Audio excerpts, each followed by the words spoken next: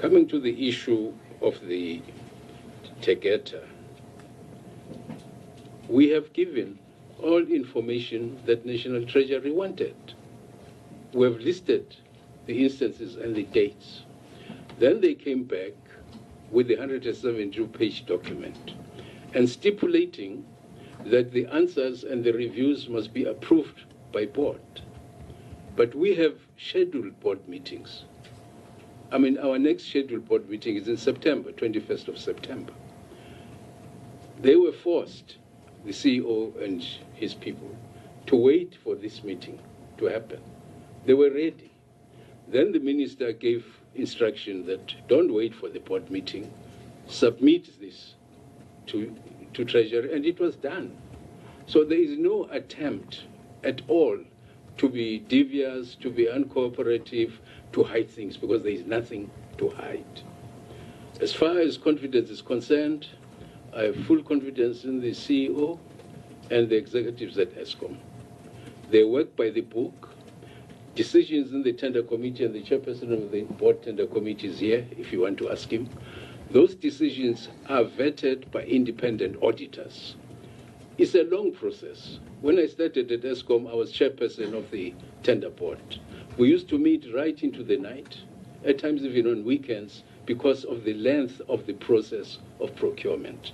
Getting in your auditors, getting in the paper trail. You know, it's a very watertight system. I would be surprised if today they can be able to rig that. It's just not possible.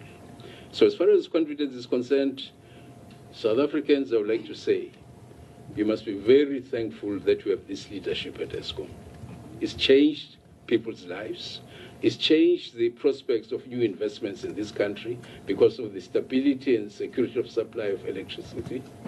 I was at the TICAT conference in Nairobi with the president, with the Prime Minister of Japan.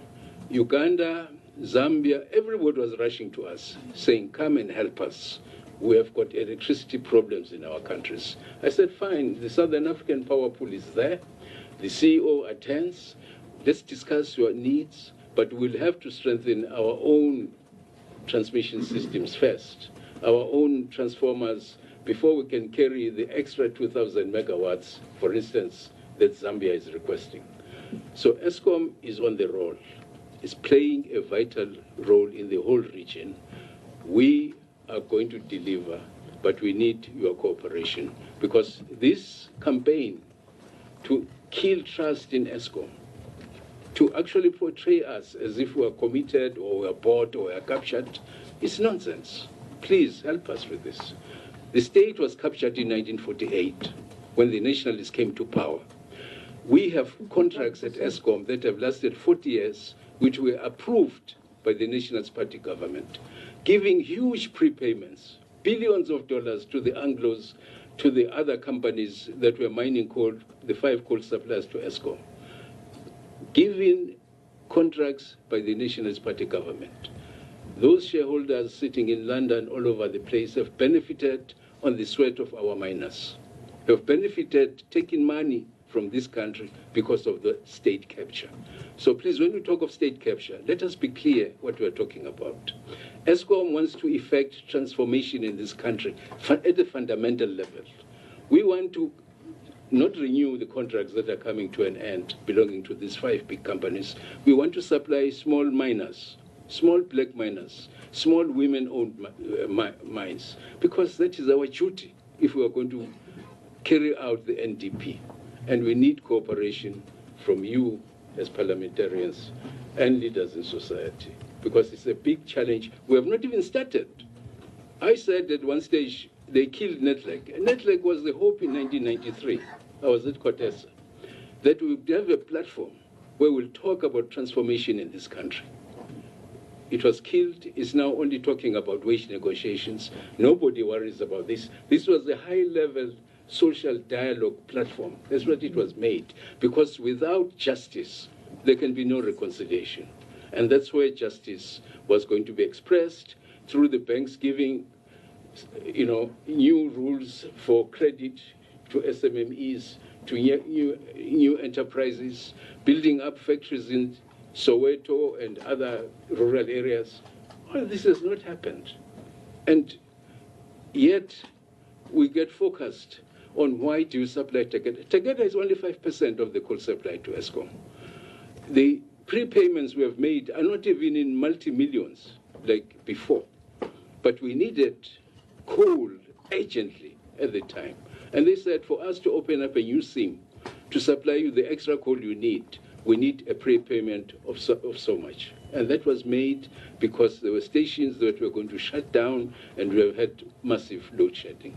It was all well thought out. There was no funny tricks about it. And please stop believing lies being told by other people about us. Thank you. CEO, switch off the mic. Thank you, Chair. Perhaps I should start with the allegation that I have defended the Guptas, that I have defended Tegeta, and that I have said the whole matter sounds like a kangaroo court. Chair, the objection is not really the substance of the transactions that we have done with Tegeta. The objection seems to be that we should not have done business with Tegeta at all. Nobody comes and says this transaction should not have been done because it does not benefit Eskom. Nobody says, why did you buy coal from Tegeta that was not delivered? The issue of the substandard coal has absolutely no basis. That coal was tested at South African Bureau of Standards. In fact, what we found was that some of our employees had classified coal to be substandard that came from Tegeta. We took the same samples to the South African Bureau of Standards, and the South African Bureau of Standards said there is nothing wrong with this coal, and those employees were suspended. And we do not understand why they had said the coal was substandard and the SABS found otherwise. So to me, it sounds like the objection is just doing business with Tegeta or with the Guptas. Now, what I have said in the past is that not to do business with Tegeta would require us to blacklist them. And there is a process in the PFMA for blacklisting suppliers. And in terms of that process, we would have to inform them that we cannot do business with them and provide reasons why we would not be able to do business with them. And therein lies my problem. I do not know what the reasons are, other than gossip and innuendo. And that is why I said this thing sounds like a kangaroo court, because I have been to kangaroo courts in Limpopo when I was young. I was an activist in Limpopo. I have come to community meetings where an entire community was very angry and was about to necklace and bend down an old woman just because they said she controls lightning. And nobody could provide evidence of in what way and how she controls lightning. It sounds preposterous today, but if you read the media and the allegations against the Guptas and what they have done, it sounds like somebody is saying these people have magic, they have to leave the country. These people have done something, but we can't put a finger on it. We can't hold them in front of our judicial system. Nobody's calling them to come and give what warning statement? Precautionary statements. And as far as we know, they have not been found guilty of anything. In fact, what I then asked during the Justice Malala interview was, so Justice, what have they done? What laws have they broken?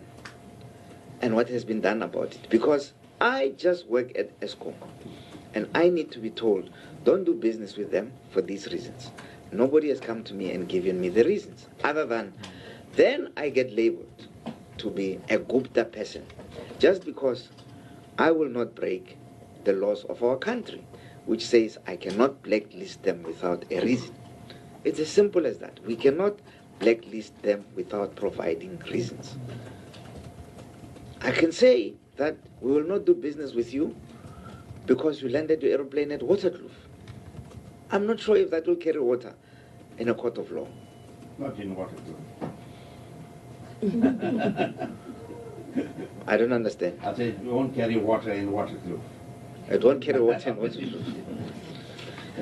Anyway, Chair, until we can get a reason to blacklist them, I'm afraid if they apply they bid for a transaction, if they apply to do work with us, we have to consider them like everybody else. And that is required of us by a document no less than the Constitution.